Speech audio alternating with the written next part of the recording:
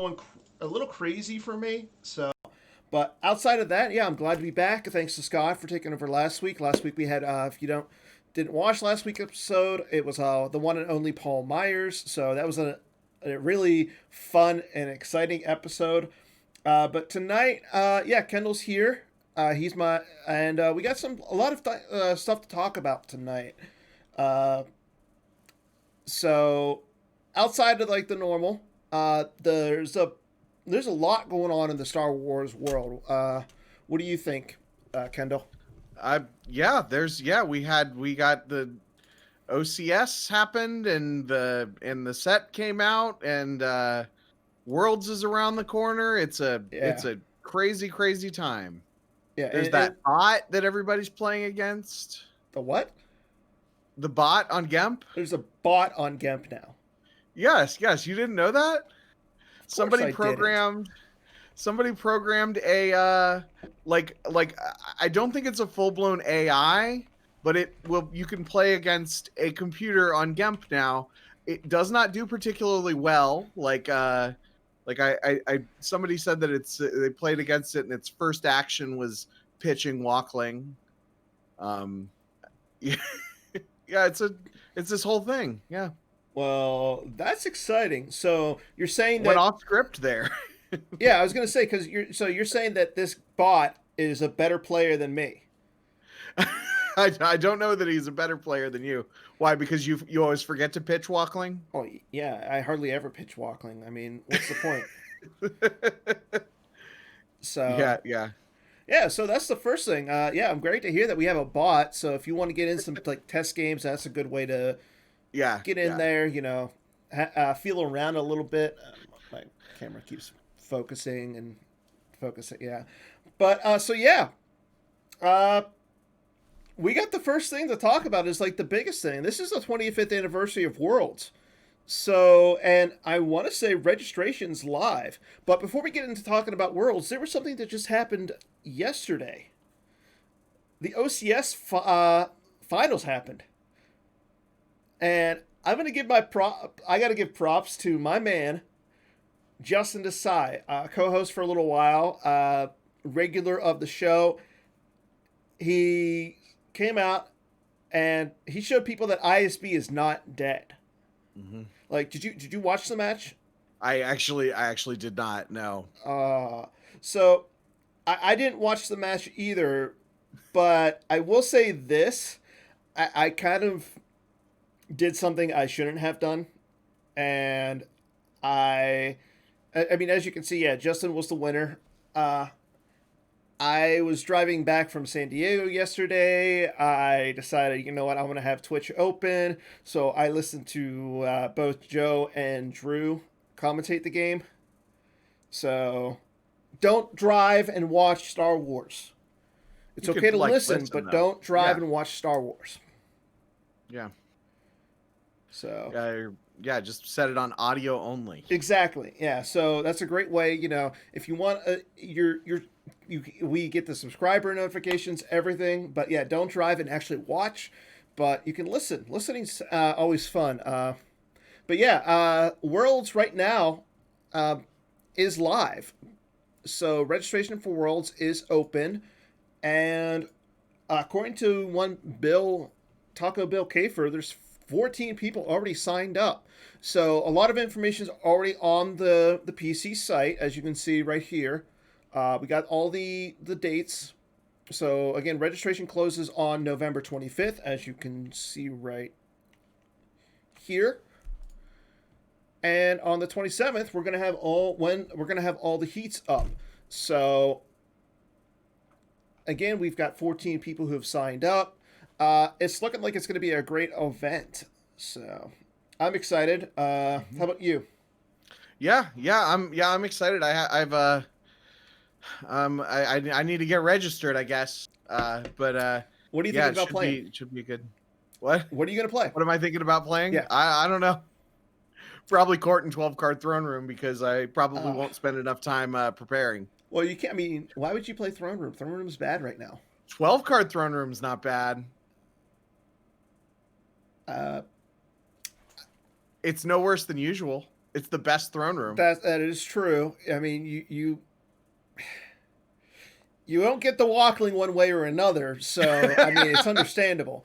But before we go into talking about Worlds and some of the pre-events, the other big thing that just happened was Set 13 dropped.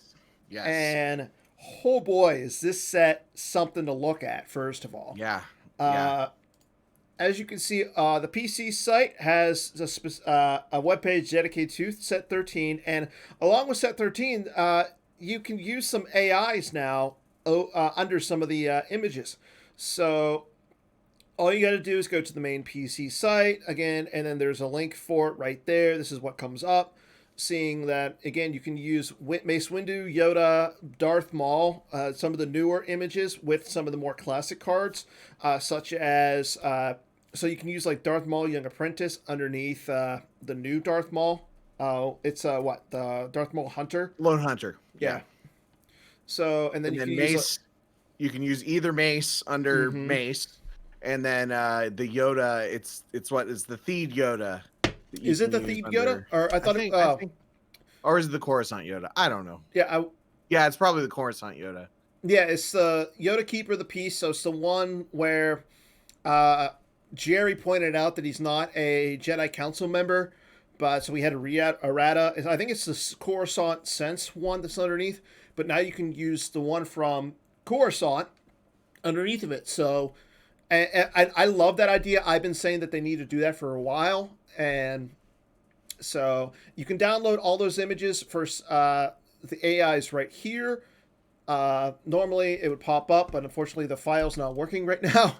But Set 13, oh boy, like I said, this set looks amazing. And I just pulled it up for our viewers who haven't seen it. I love a lot of the images for this set. Right.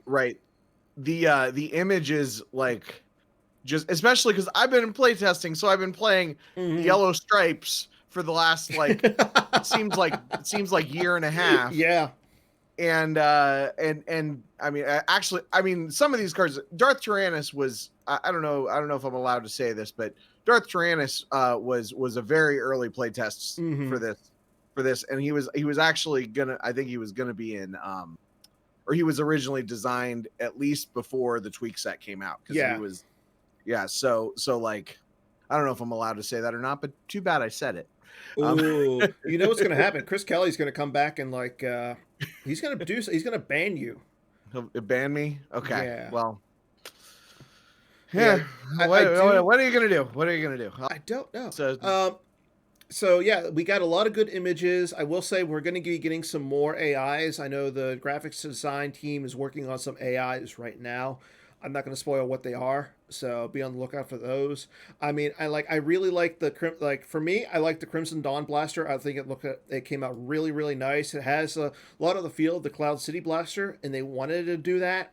So, but I will say this: my favorite image is the Kuari.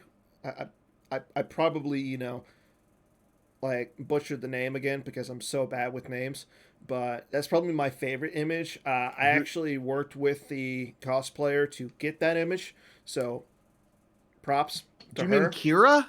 Kira, yeah. Okay. Oh, yeah, that's a good one. I think so. Mine was Captain Lando and also Han Solo, Han ... Solo. But now that I'm looking at it again, these the Inquisitors are great. Yeah. Also, I just love the Inquisitors are some of my favorite parts of the new canon. So here's my question: what do you think of Rock? Rock? It looks like a rock. Yeah. So simple. I was the one that spoiled that card. Yeah. So that's why I was asking you, because I remember you spoiled it. Yeah. It looks like a rock. I'm satisfied. So yeah, Set 13. So again, we got some new objectives. We got some new helpers for Watch Your Step. I'm happy that it's out. It's looking really, really good. Again, a lot of props to the graphics teams for putting out what they do. And yeah, I mean, like I said, I love Set 13. It's a great set. I mean, I think it's going to be, the meta has now changed from ISB no idea to more of a smugglers More of a shadowy type of a feel. Yeah. I'm really hoping that Watch Your Step, that this stuff gives Watch Your Step the shot in the arm that it needs. I'm hoping that it makes Watch Your Step good enough that Watch Your Step Palace Raiders becomes tier 2. You know who would love that? Brian Fred. Lots of people. Yeah, I know Brian Fred. Yeah, but I also love Palace Raiders. I've been for a long time. My two hot takes. Han Solo, Han ... Solo. I love it because I hate Captain Han. I hate that he costs 4. Okay, I've been asking for a Han that I can play and Watch Your Step because he's a smuggler that costs 2 and has no game text that matters. So this is even better because he does have the game text that matters. But frankly, I might put him in a deck without Kessel Run anyway because he costs 2 and he's a smuggler. That's and he's fair. A Han. I mean, I want to see Watch Your Step go more towards that feel of like with the smugglers instead of centering around the Jedi Luke. I like that idea. Watch Your Step has been one of my favorite objectives for a while, just because of I love the Thrawn trilogy. I mean, I don't know, like actually you can't see it. I had somewhere on my bookshelves. I've got the books facing me, but that's I read that maybe like once a year. It's one of my favorite things. But yeah, like I love those smugglers. I'm glad to see we have something new with the smugglers. So yeah. And then the other thing is Corellia. Like for literally probably 15 years I've been wanting a 2/1 Corellia. Who cares about the text? Like like a 2 just make it. I will say this though, like I like how I will say this. Props to graphics for keeping Kessel a potato. I don't care what Disney has to say. Kessel is a potato. It always is, always will be. Disney, if you're watching this, Kessel's a potato. Leave my Kessel alone. I mean, I don't know. Maybe Kessel. The only time that we've seen Kessel was we saw it in Solo and then in Rebels, right? Yeah. So that's years before. Maybe it becomes a potato in between Solo and A New Hope. They do a lot. They mine a lot of spice out of there.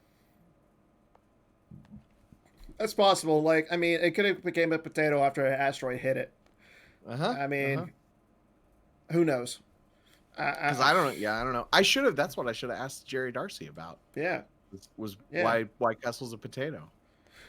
We'll get to that in a little bit. But first, speaking on Worlds, we do have a little bit of things to go over with Worlds. The next thing is we are currently still looking for people to come in and volunteer, mostly with commentary. If you are interested in doing commentary, please get in touch with me. We'll set you up. You are allowed to do commentary if you want to play. However, you can't do commentary for your day. So say, Kendall, if you want to play Saturday, you can help me out on Sunday doing commentary. Yeah. I'm planning on it. I just haven't gotten around to signing up for it. Yeah. Just for those watching, and if you're not sure if you want to do commentary, 2 things. One, like tell people before you decide to drop from the event. Yes. Like tell people like now, or like, because sometimes we do have people who they lose their first 2 games and then they want to do commentary, and that's fine because sometimes we're scrambling, but it's better to know ahead of time. Yeah. And 2, the bar is very low for the quality. Like as long as I posted on the forums, as long as you can talk about whether Wendy's or Burger King is better and argue with the chat, you can do commentary. I mean, pretty much. I mean, Joe Olsen does commentary. That's the bar right there. I think that there was some Texas Mini Worlds game that I was commentating on that I don't even think I mentioned. I don't even think I knew what decks were playing. And also the software, the Streamlabs or OBS, whichever you use, is pretty straightforward. It's one of the easier content creating software type things that I've ever done. And just think about the dumbest people who have Twitch streams. They use this software. Yeah, exactly. You're smarter than them. I mean, hopefully. I mean, you do play Star Wars, so that makes you smarter. I said the dumbest people. I didn't say all people. That's true. So on top of commentators, we're also going to be looking for people to help run the event, set up the pairings and everything for Saturday and Sunday. Get in touch with the Chris Schoenthal if you want to help with that. Get in touch with Chris again to see if he needs any help with just organizing the pairings. I mean, this event is going to be a big event. Worlds itself is always a really, really big event. And the more people who can help out, the better. We're looking for we're looking at some really, really cool prizes here. So, sign up, and like I said, if you don't want to sign up, if you don't want to play, if the meta is so not your thing right now, at least come out and help. I mean, we always treat our volunteers well. I'll tell you that. So. But if you do want to play and you're looking for something competitive to get your to wet your whistle before Worlds, well, we have 2 events going on. The first one is Drew, famed member of New Allies, is running a 1-day event. So that 1-day event is going to be the 21st of November. So that's you get roughly what? 10 days. About 10 days to sign up for this. So it's a $10 entrance fee, and all participants events will receive a foil AI of Rock. So that alone right there is reason to. I hadn't heard about that. I wasn't going to play. He says it right here. Foil AI Rock. And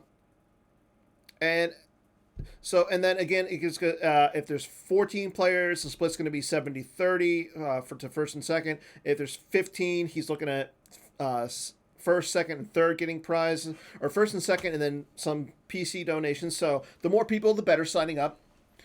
But yeah, I mean, right now we only have 4 people signed up: Drew, Jessa Miyashiro, Greg Shaw, and I always forget who Apollyon is. All I know is that I disagree with him on everything.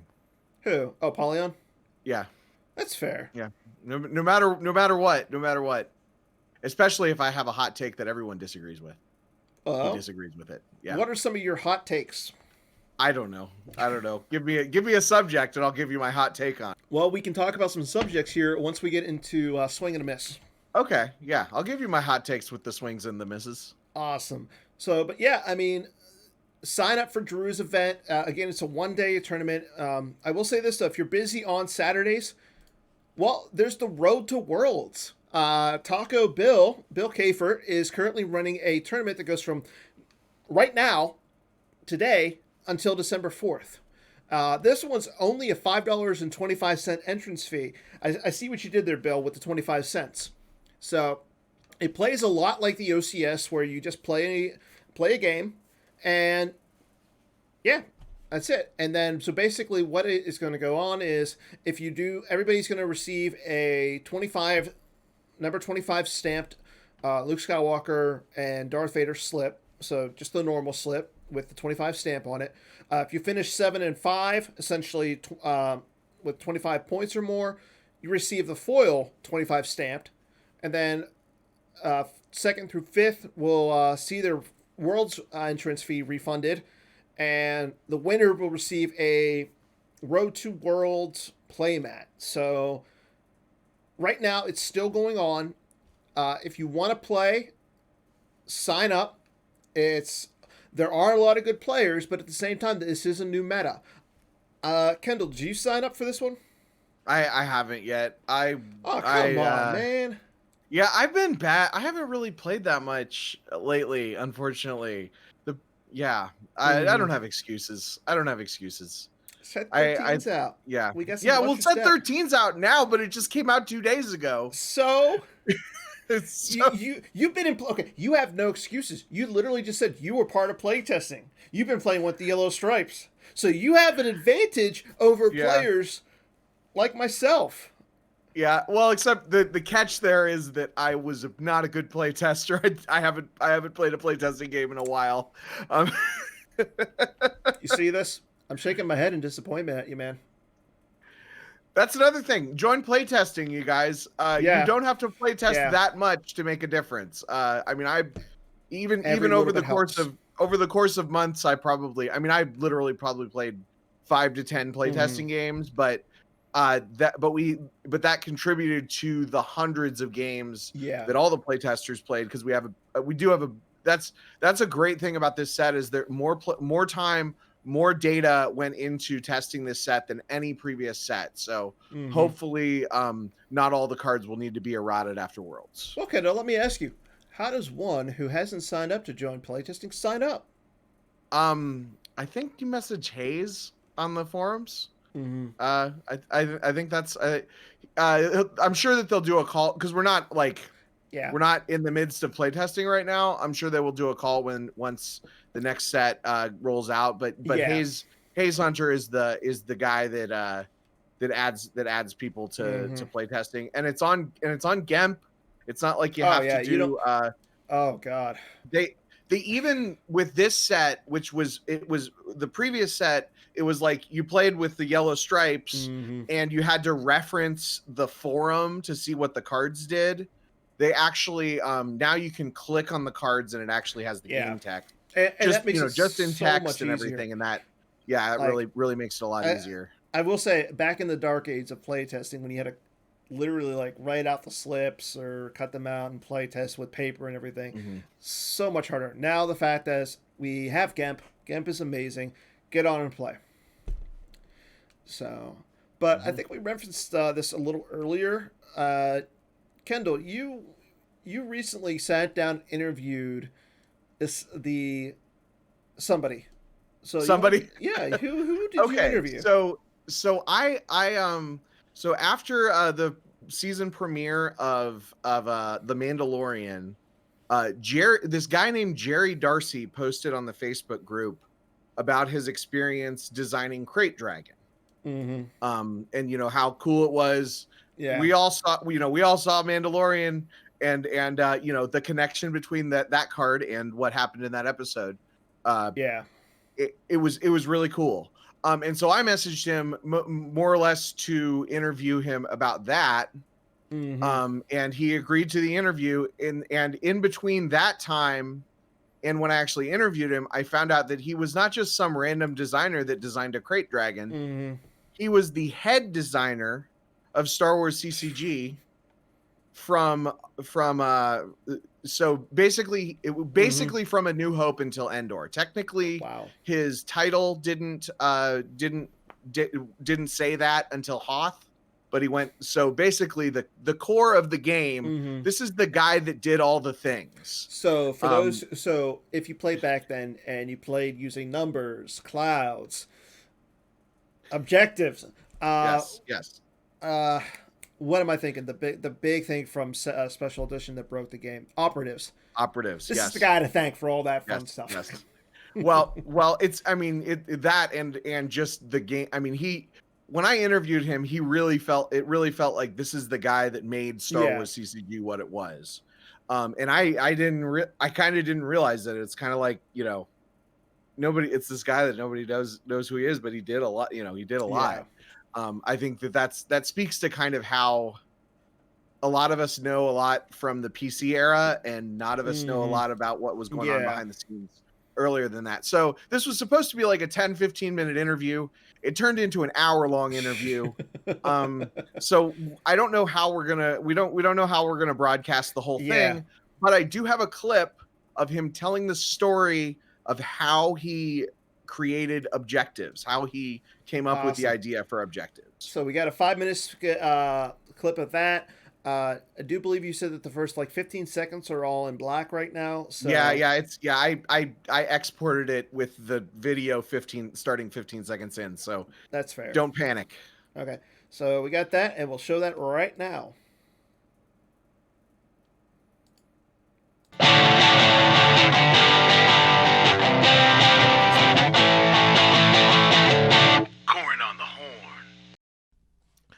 Hello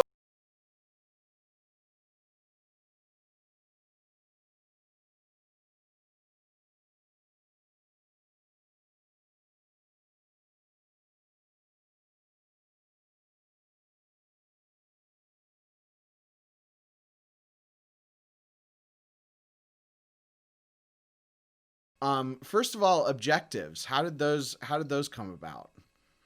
So objectives was, I would say it's one of the things that, for better or worse, I am at least proud of the thought process, the creativity, and the effect, the how can I put this? Well, you know what? I'm unabashedly proud of the effect it had on the game. Because what I wanted, what I saw at the time, or the intent of what I wanted was to turn things like, carbon freezing, or turn things like, blowing up planets with the Death Star into more viable strategies for decks. I wanted storylines that you were familiar with from the game or from the movies to become strategic opportunities. I wanted I remember feeling like, at the time, numbers decks were really huge. The game had started becoming burdened by edge case mechanics that we hadn't anticipated. And I wanted to bring strategies that brought it back to, doing stuff that you saw in the movies, doing it your way, doing it with different characters, doing it your own, going your own path along that, storyline, but something that felt like Star Wars again, rather than playing a numbers game type thing that just had Star Wars on its, just sort of slapped on the front. And I remember, but the idea of game conditions that changed was extremely hard. I remember just taking the epic event template and just expanding it to the whole, almost the whole card. So there was no image, and then just writing all this text of if A, then B, and, just coming up with all of the, the stuff, and then having the consequence of like, okay, now you have a new set of rules. If you manage to achieve all of this, then this happens, but your opponent can make it go back to that. And, so there was back and forth, and there was, a push and pull. But I remember just, like this was not viable. There was no image, there was no room for image on a card. And I remember going out with some of the other Decipher folks, and we went to like the local mall, and we were just eating, mall pizza at the, sitting at a table. And the guy across from me picked up his pizza, and there was a pepperoni on the bottom of his slice. And I went, there's something on the bottom. There's something on the bottom of your cards have two sides. Cards have two sides. And everyone at the table was going, yeah. I'm like, no. Cards have two sides. And everyone, So suddenly, like raced back and just like, created that, and it was like, yeah, and then it'll flip, and you'll have that, and that'll be, yeah. So I remember that being a huge breakthrough. But yeah, the intent behind it was always, to pull stuff away from the more things that had gotten broken mechanically, in more towards things that felt more like you were playing a Star Wars scene. And that's what we've been, and that's what they've been, what the players committee has been trying to do. That's what everyone has been trying to do since. Yep. Yeah, I have some, again, I have some, like, if I could do it all over again, like ways of, things I wish I had done back then, but yeah, I respect all of the folks in the players committee, and, best of luck to you doing that stuff. And don't listen to a word I say, make it your own, do your own. Right. But yeah, no, objectives are cool. That is a great story. We did talk a little bit about Aqua.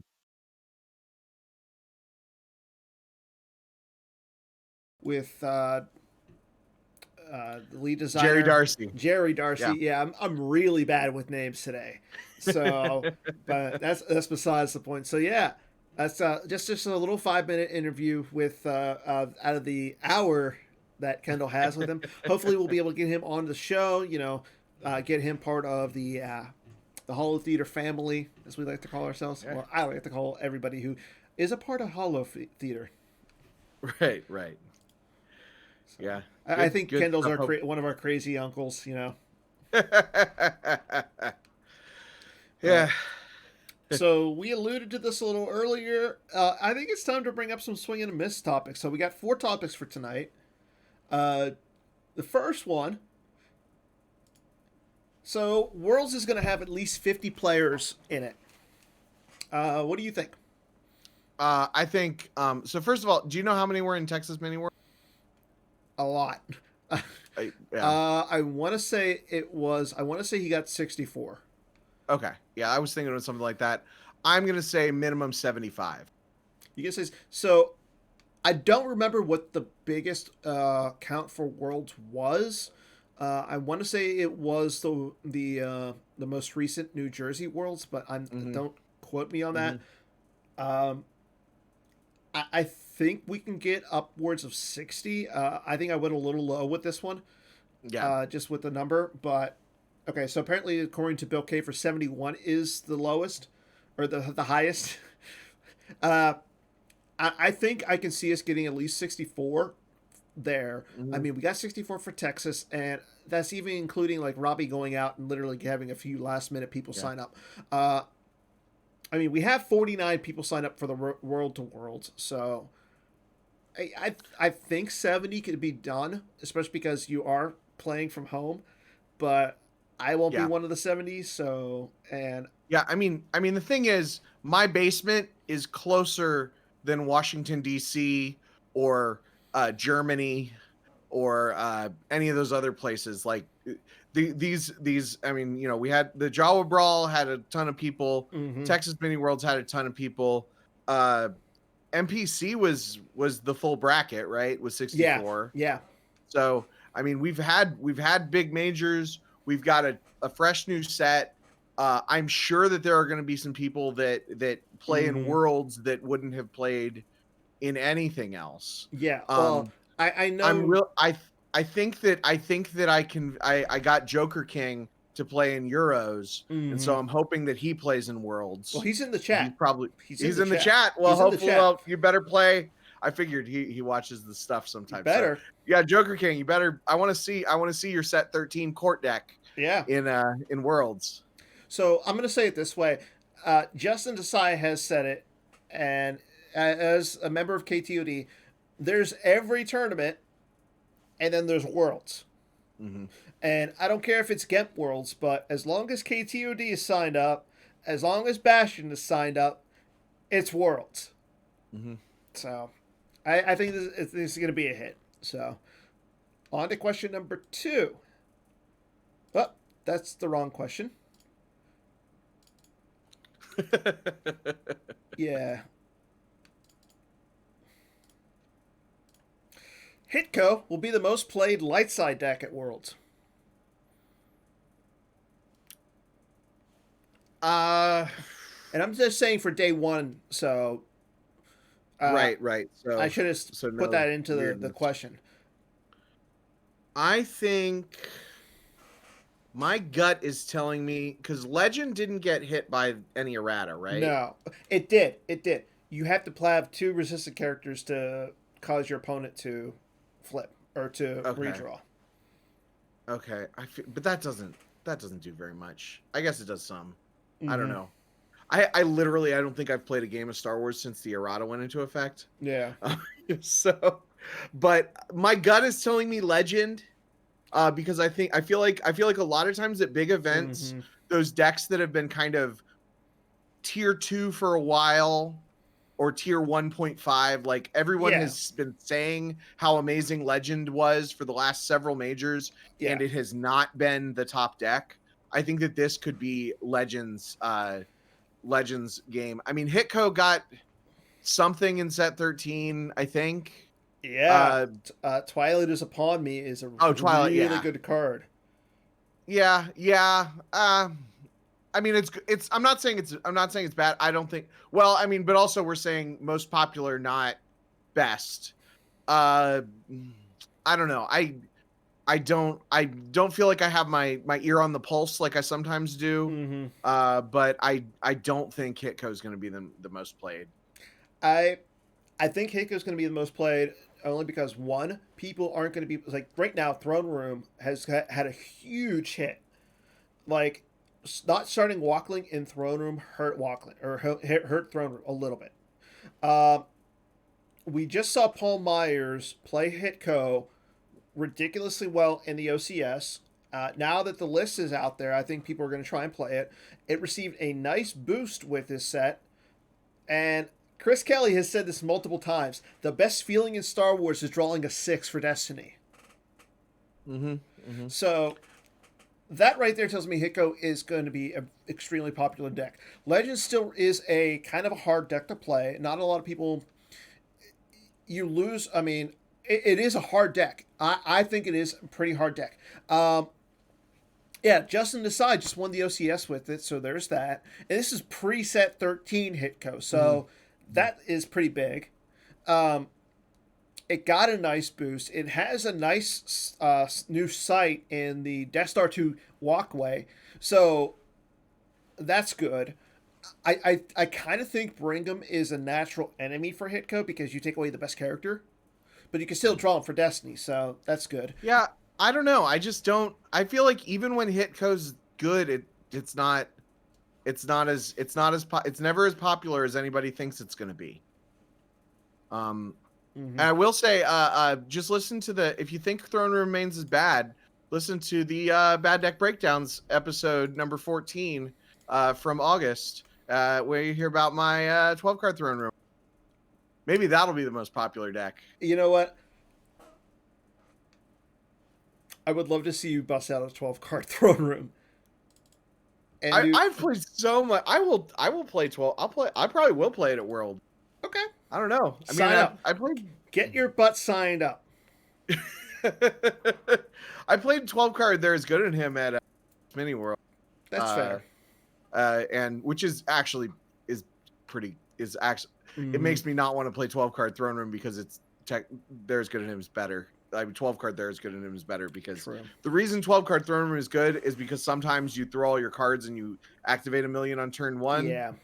And There's good in him activates 1,000,000 on turn 1 anyway. So. Unless they come down with like Ozzel or somebody cheap to the. Yeah, but then you get to fight a scrubby Imperial with Luke Skywalker. No, you don't. He's captured by the scrubby Imperial. Oh, he is, isn't he?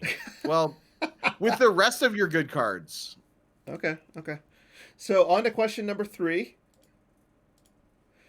So with the errata and now set 13, both ISB and No Idea will see less than 15% play in Worlds. So what was I think No Idea got like almost fully nerfed, right? Yeah, it got hit pretty hard. It got hit pretty hard. ISB I think is still good though. Yeah. So I think ISB it really depends on the build. So Justin Desai showed us that you can still do ISB things starting the 500 Republica. Like that that's still viable. So I mean ISB lost a lot of the potential. So I tend to agree with some of the people in the chat that ISB is not going to see a significant. It might see a significant decrease just because there are a lot of new aliens. There is Hunt Down. There is Hunt Down V now. So yeah, I think there are some decks out there that people would want to play. ISB is still a really good deck. Don't get me wrong on that. But at the same time, there are new toys for Darkside, and people like to play with new toys. Yeah.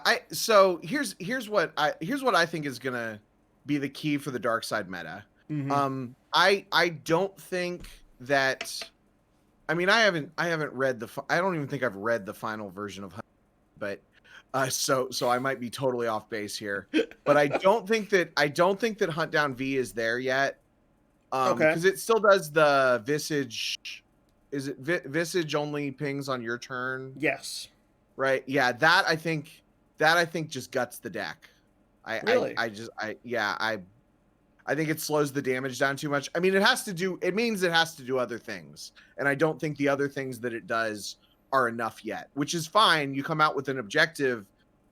The first set, it's okay if it's not very good, because then you can print more cards and it can get better. Like, it's not a criticism. It's just, I don't think it's there yet. Mm-hmm. Shadow Collective, I don't know if it's there or not, because that card in playtesting was all over the place. Yeah. Oh, yeah. And it was all over the place, but it's also something that I think stimulates a lot of creativity. Mm-hmm. People are excited about. It's an exciting concept. So it depends on how risky people want to be going into Worlds. That's fair. Or if some team with, what's that team that's got 45 people in it? Oh, you mean Taco Bell team? You mean the team 100,000? Yeah, them. That's what the team name should be. Like if they all bring Shadow Collective, like that's the card I think that's gonna warp the dark side. The 17 million. Meta. Team 17 million. You know what? Well, first of all, I think that team is good, but what have they done for me lately? I'm just saying. I think that Shadow Collective, it's just going to be, because it could go either way. You know, sometimes you with a relatively recent new set, and people just play the decks that they've been playing. Mm-hmm. That's a good point. It is Worlds, so people would want to stick with something they know, and I understand that full-heartedly. But at the same time, I mean, I like Huntdown right now. Huntdown looks like it's really, really good. Huntdown V, I want to mess with it myself. I like the idea of it. I think it's fair, only getting pinged on your turn. So there's that. Mm-hmm. I mean, at the same time, though, Huntdown V, there's a lot of new stuff for it. I mean, there's so many new sites for that deck. It's insane. And the Inquisitors are fun. Yeah. The Inquisitors are fun, but you can just put them in regular Huntdown too. I mean, you can just kind of treat them as mains. Now, I think that's going to be a thing. I will say once the Inquisitors receive stuff like a lightsaber or some other toys to work with, they'll be even better. And Huntdown V will get a boost. So we'll see what happens there. But yeah, for this, I'm going to say it's a miss just because I included both decks. So miss on this one. I would say, I think No Idea is out to pasture for now. Now I'm going to say that, and it's going to be the most popular deck. Yeah. I mean, you and I have been wrong on the hot takes before, so. Okay, and our last question. I've been wrong about a lot of things. You and me both. And our last question of the night is, Paul Myers has redeemed himself in the eyes of Dan Tartaglione. So if you watch, this is actually in touch with like last week's Holotheatre. So if you watch that, apparently I'm the Italian mobster, and I didn't give Paul Myers enough credit. Paul, you did well. I did have you in my bracket challenge losing to Eric Hunter, so there is that. Congrats to making second. I will say this, though. I was the only one on the Star Wars bracketology prediction site to pick the eventual winner. So, great job, Justin. You were the only one that picked Desai? I'm the only one to pick Desai. That's like if you're in one of those March Madness things and Duke. I mean, Desai was on Bastion's side on his part of the bracket, so I can understand that. Okay. But at the same time, Bastion was probably like playing Jawas or something. He played what, a Prophet with aliens? I mean, he was playing with that Prophet for a while. But Prophet aliens, that's much better than Jawas. Depends. I think he has a few Jawas in his deck. But yeah, Paul redeemed himself. Yeah, I didn't know a lot about Paul going into it, and just watching last week's episode, I was driving and I didn't watch. I listened. So after listening to last week's episode, yeah, he redeemed himself a little bit. I don't know anything about Paul Myers. Only losing to Justin Desai does redeem yourself in my eyes. So I don't know anything about Paul Myers, but I do. I would have picked Eric Hunter also. So yeah. You know. Oh, sick burn. What? That you that would have I picked Eric was Hunter? burning this Mr. Paul Myers guy. Yeah, not really. Eric Okay, Hunter's a so good player. while we got, I think the only thing we got left for tonight, we got to talk about our deck building challenge from 2 weeks ago. Scott didn't give out one last week, so we're going to congratulate the winner from 2 weeks ago. This guy is familiar. Like, he just loves doing our deck building challenge. So I got to give props to him for accomplishing the last one. So. It would help if I bring it up. The winner of the last week's was David Woods. He actually completed this against Taco Bell. As you can see, here's his deck. For those who remember, 2 weeks ago, deck building challenge was to do 3 duels and to win. So, as you can see, he packed a lot of Maul Strikes into the deck, Sith Furies to do some redraws. Circle's now complete. He actually played Hunt Down with the Epic Duel, so he had the Vader's Obsession, he had the Circles, and he was able to get 3 duels in. So congrats to David. If you want to watch the game against Taco, here's the link right here. And yeah, good job on coming through there. So Good job. I'm going to say this, like, again, Dave really likes completing our challenges. You're getting borderline to the banhammer, Dave. But you know what? Hey, as long as you're doing them, have fun. That's all. Also, David Woods was, I had to double check that this was the person I was thinking of. He was on my Euros team. Okay. And he did, I won some games. He did better than me, I think. He was our Jawa player. Oh. What were you, the Open, or were you the VR? I was VR. See, yeah, you played in the harder format. About it. I'll tell you that. You played in a little harder format. I mean, but the people that I was playing against also were playing in that format, and I don't know. I didn't like that format. I'm never going to play VR again. You got to be open to new things, buddy. Yeah. Well, yes. I tried it. And it was like vodka. I didn't like it. So for this week's challenge, you have a week. Once at the end of the show, this week's going to be a set 13 challenge. So the challenge is to win in a league game. So if you're playing in if you're playing in the Road to Worlds League, if you're playing in any of the other leagues, this will be a viable one. But this week's challenge is the first person who can get all 5 Inquisitors on the table at one time and win. This is an easy one. I mean, yeah, they're good cards. They are good cards, and again, we talked about the deck. I mean, Hunt Down V. Play all 5 of them, have them on the table at one time, and then win the game. That's all. First or 12 card Death Star start. I think they fit well. What is with you when 12 cards starts?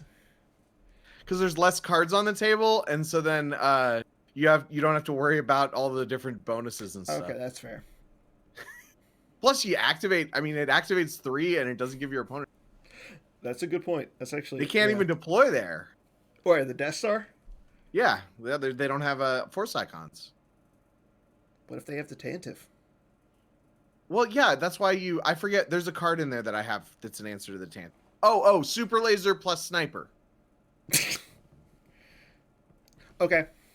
You got me there. So again, this week's deck building challenge is to have all 5 Inquisitors on the table at one time. First person who is able to do this, uploading a deck list, a game link, and just a screenshot. We do need a screenshot so I can verify it of you putting all 5 of them on the table at the same time. So right after the show, I'll put the forum link, or I'll post to the forums for you guys to enter. You got a week. So I think that's all that we have for tonight, Kendall. What do you think? I just want to do a quick thing. I am working on something for Worlds and some sort of type project. If you if I haven't reached out to you and you are a former world champion that wants to be interviewed, or runner-up world champion that wants to be interviewed, then Okay. feel free to reach out to me. I've got a handful of interviews lined up. I'm interviewing Bastion on Sunday, and then I'm gonna put it together into something, hopefully before Worlds. Okay. I don't know what exactly, but it's gonna be a thing. Did you It's, have you interviewed Reed Smith yet? I haven't. He's not one actually that I've reached out to yet. He scares me. I mean, he's the only 3-time second place winner. The only 3 times okay. Yeah. I'll reach out to him. I don't know if he'll want to. He doesn't seem like a talker. He can be. Make sure you coerce him with some beers or so. Okay. But yeah, so if you're world champion or runner up, talk to Kendall. He'll interview you. I'm looking forward to that. Again, this is the 25th year of Star Wars CCG. This is the 25th Worlds, everybody. This is big. I know we're not all getting together. We're going to be doing it via computers and everything. But come on and play some cards. Have some fun. Make a few friends while you're at it. So that's all we got for today. Again, I want to thank Kendall for being my co-host. I'm going to thank Scott and Paul for last week for stepping in for me while I was MIA. And the last thing I want to say is a thank you all to the veterans. I know we got a bunch, like Mike Richards, Bill Kafer. I want to say Kevin Shannon, who former world champ. He doesn't play right now. He's up there. We got a lot of veterans and a lot of active players. You're a veteran also. Thank you for being a veteran. I was in the Air Force for 5 years, but I want to thank all those guys who went above and beyond and did what they needed to for the country. So again, thanks to all the veterans. Until next week, everybody. I'm Dan Tartaglione. He is Kendall Hallman, and we are signing off from Holotheatre. Take care, everybody.